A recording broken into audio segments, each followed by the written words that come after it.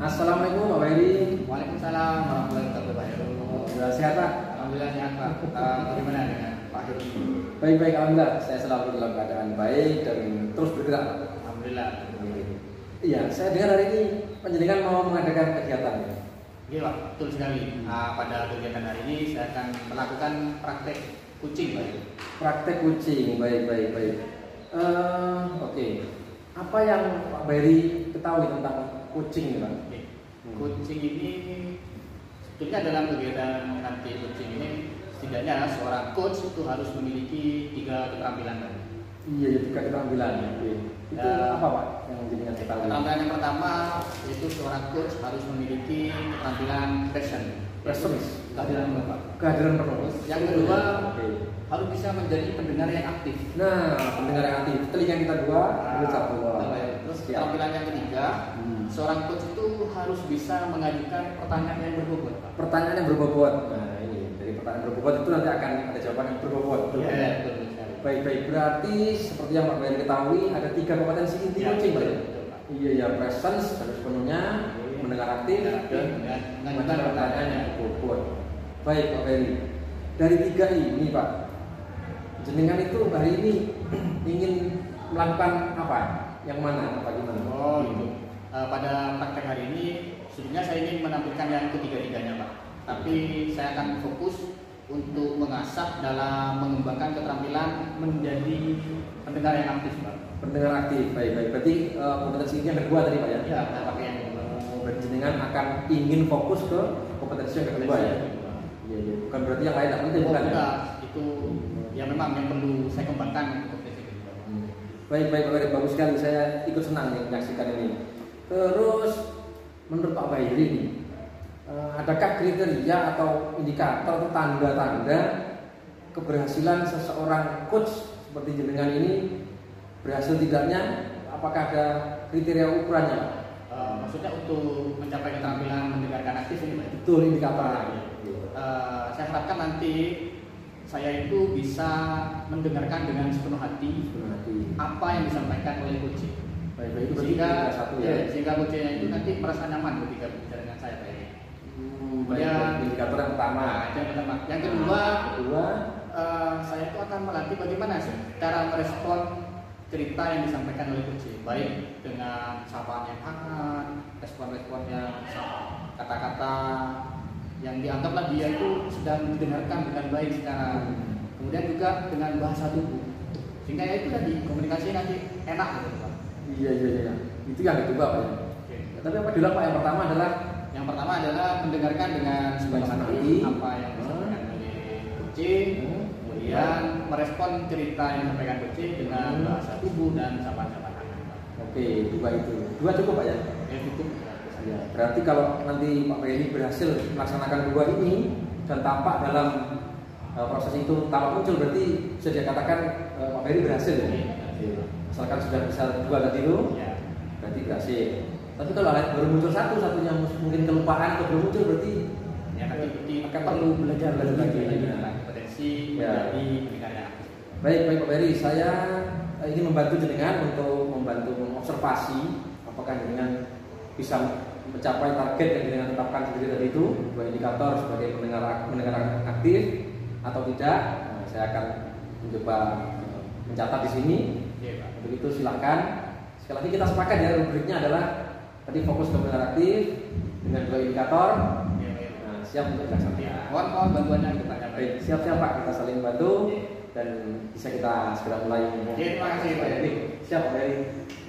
Assalamualaikum Pak Bahiri. Waalaikumsalam warahmatullahi wabarakatuh.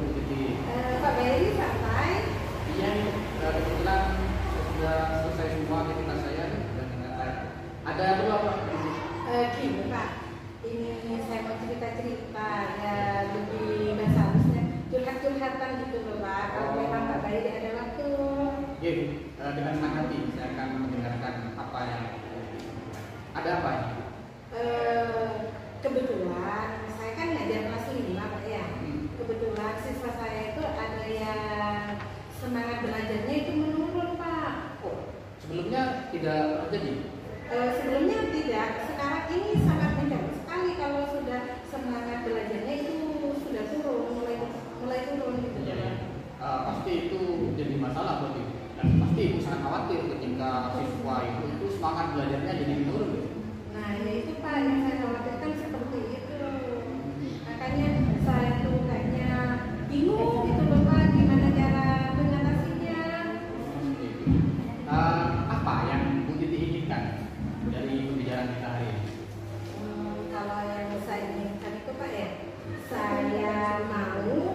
siswa saya itu semangatnya tumbuh lagi, kembali lagi seperti semula.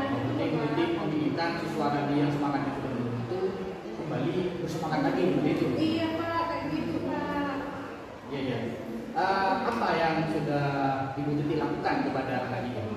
Yang saya lakukan itu Pak ya, saya itu pada saat istirahat.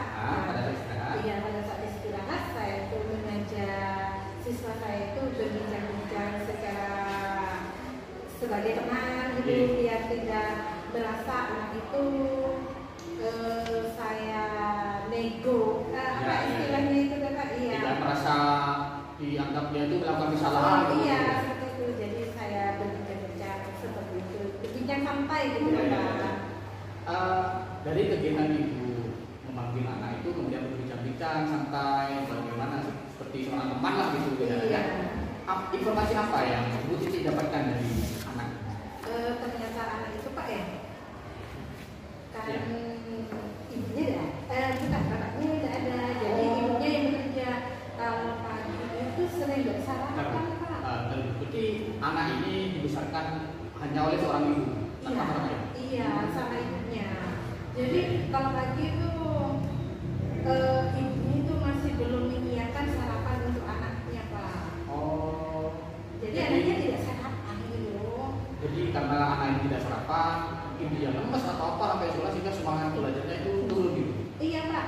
Kalau pagi itu kan masih lumayan Pak ya. Iya. Kalau pagi itu masih semangat sedikit, tapi lebih dari jam 8, itu sudah mulai loyo Pak. Mulai loyo dan kurang semangat diberi pelajaran, pokoknya yang lamun di kelas seperti itu Pak, pokoknya tidak semangat. Pernah itu loh Pak, waktu upacara. Iya, pada saat upacara itu semaput Pak, tulisan itu loh Pak. Ya, sudah pasti itu akan terjadi karena anaknya memang tenaganya kurang, tiba-tiba dia ikut upacara kena sinar matahari, sudah dia akan pingsan. Nah, ya itu Pak. Langkah apa yang akan Ibu Titi lakukan selanjutnya? Langkah yang saya lakukan itu yang pertama ya saya mau bincang lagi dengan siswa tersebut. Mau diajak bicara lagi? Iya, diajak bicara lagi, bicara santai. Kalau memang dari rumah tidak disiapkan sarapan sama orang tuanya, saya menyarankan itu beli di warung. Kebetulan depan rumahnya itu kan warung. Warungnya dekat dengan rumah anak ini. Sebabnya dia malas makan nasi, paling tidak perutnya tidak isi dengan roti atau kue seperti itu loh Pak. Seperti itu. Iya. Ya. Sebetulnya yang Ibu Titi lakukan itu merupakan rencana yang bagus sudah. Pasti nanti akan menyarankan anak itu setidaknya makan roti di warung terdekat itu. Iya. Kemungkinan lain atau alternatif apa yang akan Ibu lakukan selain menyarankan anak ini untuk belajar roti di warung dekat rumahnya? Ada nggak hal lain yang akan Ibu lakukan? Yang saya pikirkan itu Pak, gini nih, mungkin ya Pak ya. Iya. Saya tuh mau manggil orang tuanya Pak. Iya, orang tuanya akan dipanggil gitu. Iya, saya akan menceritakan kalau anak tersebut itu sudah males, kurang semangat belajarnya itu mulai turun. Paling tidak orang tua itu kan tahu tentang keadaan anaknya di sekolah. Ya paling tidak di pagi-pagi itu disuruh siapkan sarapan seperti itu Pak. Makanya saya mau manggil orang tuanya seperti itu. Kalau memang orang tuanya sibuk, mungkin saya yang akan ke rumahnya gitu loh Pak. Bagus sekali. Nanti ketika Ibu dari anak ini datang ke sekolah, itu sebetulnya sudah menunjukkan ada komitmen Ibu sebagai pendidik anak ini meminta kerjasama orang tua untuk menyelesaikan permasalahan yang dihadapi oleh siswa ini. Iya. Yang bagus itu langkah yang sangat bagus. Karena itu kan ya tanggung jawab saya juga. Iya, sekolah bagus sekali. Ya memang. Ya itulah tugas kita sebagai guru. Kapan Ibu Titi akan melakukan apa yang Ibu Titi rencanakan tadi? Insya Allah saya akan mau melakukan besok atau besok. lusa. Karena sekarang kan tidak mungkin siang Pak. Ya itu bagus sekali. Ibu Titi sekarang sudah berencana, kemudian langsung laksanakan eksekusi. Dari ini, ini kan sudah cukup lama nih bincang dari tadi. Apa yang sudah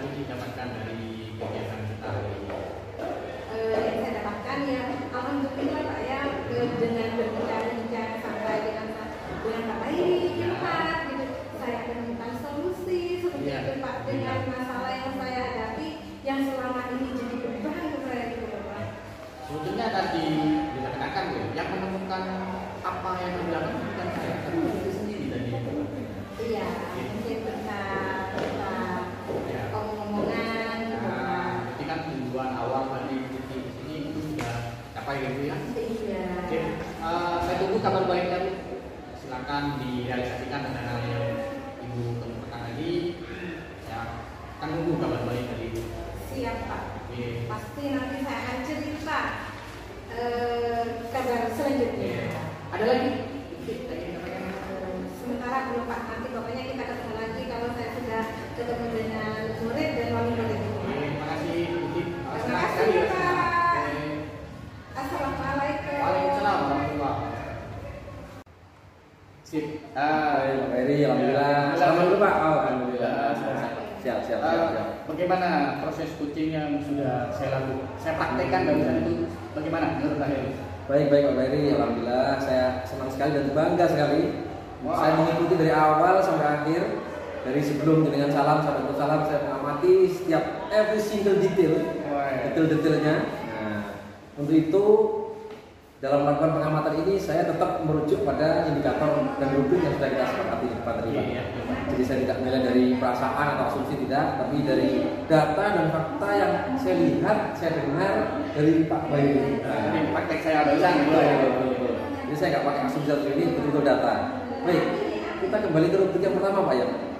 Pak Bayu ingin mengembangkan kompetensi mendengar dengan indikatornya satu, mendengar sepenuh hati.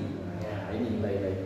Saya perhatikan dari awal hingga akhir, saya melihat mimik wajah, sorot mata jenengan itu saya lihat memang fokus ke coaching. Jadi saya tunggu nih apakah Pak Beri akan tolak-tolak atau enggak. Jadi ketika coaching begitu dari menyampaikan, Pak Beri dengan sama melihat dia nggak lihat HP, ya itu menurut saya sudah pernah ada sepenuh hati menurut saya. Jadi yang pertama, indikator pertama, dengan ingin mendengar sepenuh hati. Itu yang saya lihat. Terus kemudian gaya tubuh Bapak ini body language itu juga sepertinya betul-betul menunjukkan bahwa jenengan tuh ingin membantu gitu. Gimana pun terus ingin membantu menolong gitu sepertinya. Jadi nggak malas-malasan. Kita apa kayak nanti menggali terus gimana? Sangat ingin membantu. Ini sudah saya meyakini coach juga akan merasa dirinya itu berharga karena didengar oleh coach yang ongguan ini, terlihat sembunyi-sembunyi. Terima kasih. Itu yang saya lihat dan saya dengar dengan saya ada catatan tadi, termasuk ya banyak lagi nanti yang untuk indikator yang kedua. Ya.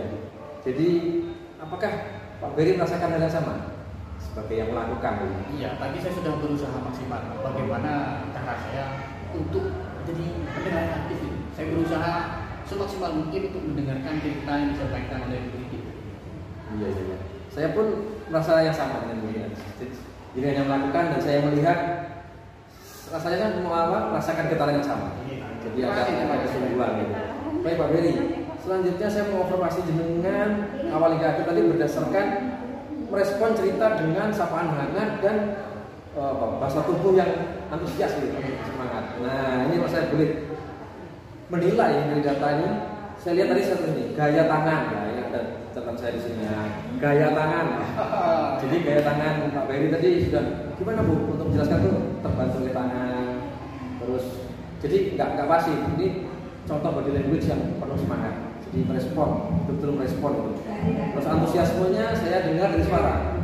Suara jenengan itu seperti kadang kayak orang kaget. Iya Bu, wah itu bagus itu. Kayak bagus itu. Nah itu antusias. Pasti kuncinya akan terbangkitkan, termotivasi gitu. Terus ya gaya tangan sudah, terus postur dari ketika duduk juga kadang duduk di itu serius. Apa Bu? Masya Allah, wah hari ini. Jadi nggak gimana? Kita ada. Nah ini postur yang sama sekali tidak antusias, tidak hangat tadi seperti ini. Jadi kan menginginkan sapaan yang hangat, badan agak bungkuk sedikit, mata fokus mendengarkan, terus juga tidak noleh. Saya rasa juga sudah melakukan semuanya tadi. Terima kasih. Saya cukup senang karena ini rasa-rasanya indikatornya tercapai. Alhamdulillah. Baik Pak Beri. Kedepannya Pak, ini saya senang kalau ketemu teman mau belajar gitu. Kedepannya Pak Heri ini ingin mengembangkan kompetensi coaching yang mana lagi Pak?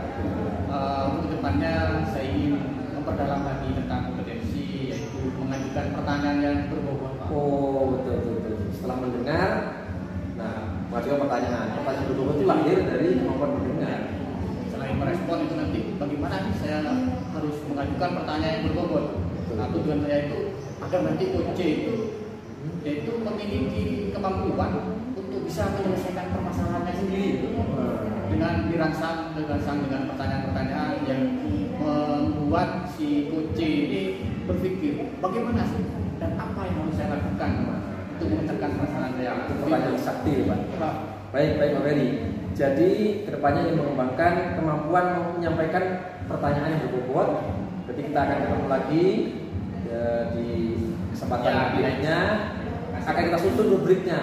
Kemampuan menyampaikan pertanyaan berbobot seperti apa akan kita susun seperti hari ini. Indikatornya apa aja, rubriknya kita akan susun ya.